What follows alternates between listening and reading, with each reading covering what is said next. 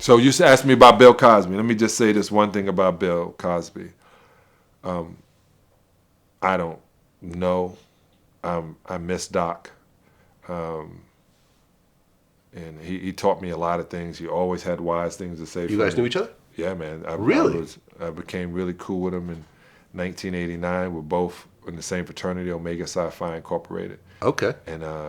And he every year I would see him. I'd go to the Playboy Jazz Festival. I'd sit there. And he'd give me jewels, and he would talk about things. He also was isolated and put into a point. And I also know the time they were saying all that was going on, and people wanted to look at his wife. He got kicked out of his house for like 2 years when he was hosting the Tonight Show for Johnny Carson. Johnny was going through his depression, and Bill Cosby was hosting the Tonight Show and living at the Playboy Mansion. I didn't know that. Yeah, so His wife kicked him out. yeah, man.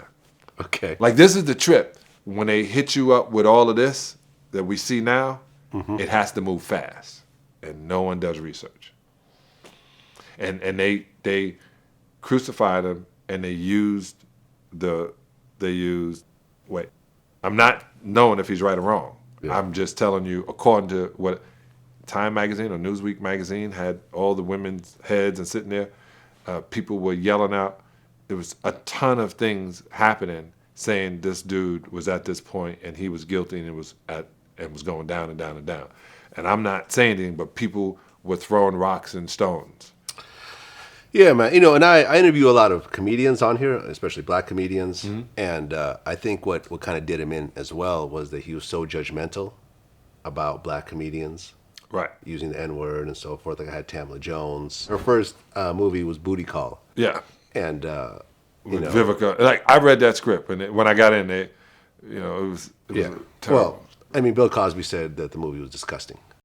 He thought that we focused on advertising sex, and he missed it. We were talking about safe sex, and it was during the movement of when people our age were talking about sex. TLC had the condoms over the eye. Right. So it was like, you can't stop people from doing what they're going to do, but you can advise them on how to be careful while they're doing it. He didn't get it.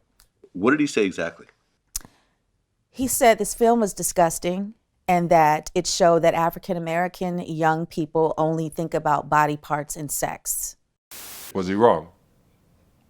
I think he was wrong. Thought it was a good movie.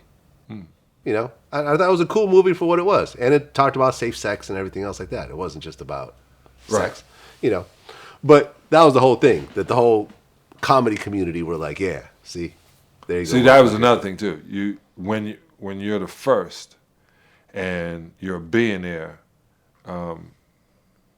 ego and things get into the way, and thought process. Yeah. Also, that choice of being a slave. Don't name your kids those names they can't pronounce. How they gonna get a job?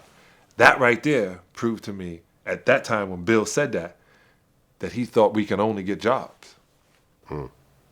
So his slave thought mentality kicked in right there. You'd be surprised though how many people run with that concept these days. For example, I just interviewed Warren Sapp, and Warren. He was breaking down the names of all his kids. He has like 5 kids, and all of them have very American, straightforward sounding names. And he said it was specifically because I was worried about them getting jobs.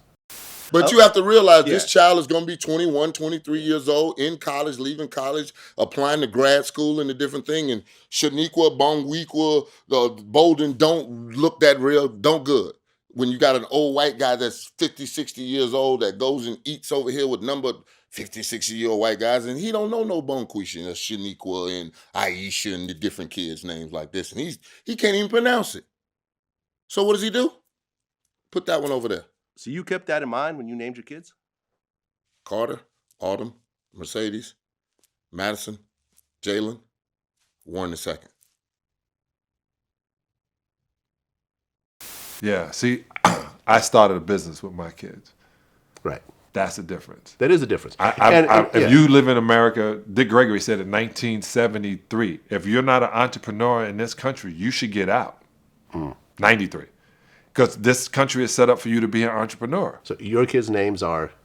Giovanna, Tyla, Taya, Sasha. Which are? Giovanna Sherelle, Yeah. Tyler Milan, Taya Isabella. Like, Yeah. literally, Tyler and Taya were made up because my wife's name is Tasha. And that was at that point. Yeah. But yeah, no, I mean, Warren Sapp literally said that. Said, I purposely gave my kids certain names because I was worried about their job prospects later on. Yeah, I'd rather send my kids to go to university in London than send them to an American university for feel you. $300,000.